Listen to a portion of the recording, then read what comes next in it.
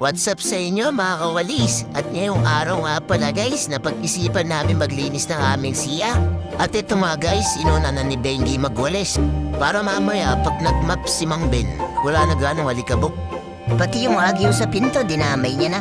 Eh, baka Benji yan. Eto nga pala guys, mapunta naman tayo kay Balong. Kanya-kanya kasi kami to ako sa trabaho dyan. May nagmamap, may nagwawalis, may nag-ilinis ng bowl. Ganito ang buhay namin sa Taiwan. Sabi nga ni Benji, ang importante, wala kami tinatapakan ng tayo. Tignan mo si Balong, tamang pasikat to. Nakatuto kasi yung camera, testing mo yung cam yan. Tignan mo sa sulok yan, nag-i-scatter. Ganito ang buhay namin sa Taiwan, nagtatrabaho para may pang-cash in. O ito, para sa mga kabataan dyan, huwag niyo na kaming tularan na nalulung sa sugal. Nasa comment section niya pa, Liling.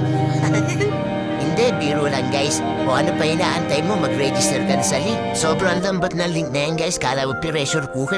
Alam niyo ba yung 300 ko kahapon na kinashin? Hindi lumagok. Tala kami sa araw-araw, trabaho, sugat. At hindi nasisira yung pamilya mo, magsugar ka na magsugat. Kung maglulubay hanggat hindi nakalubog yung kalahati ng katawan mo sa utang. Ako yung tuwalan guys, way back 2023 tayo.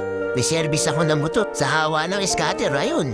Mountain bike na lang ako ngayon. Hirap guys malulung sa sugal, matutulog ka na lang, isipin mo pa. Kung saan ka maglalaro mo sa Pinataba o sa Sweet Bonanza. Mabalik tayo kay Balong. Balong, napakatagal mo naman maglinis. Wala na akong maisip na may voice over sa'yo. Balong, sa sobrang tagal mo maglinis, pati lolo ko maiinip. Hirap pala maging content creator guys, ano? Video mo na, edit mo pa, tapos hindi nyo lang papanoodin. Sana hindi na lang kayo inirin ng mama nyo. At ayun na nga guys, patapos na kami rito, nagmamap na si Mang Ben.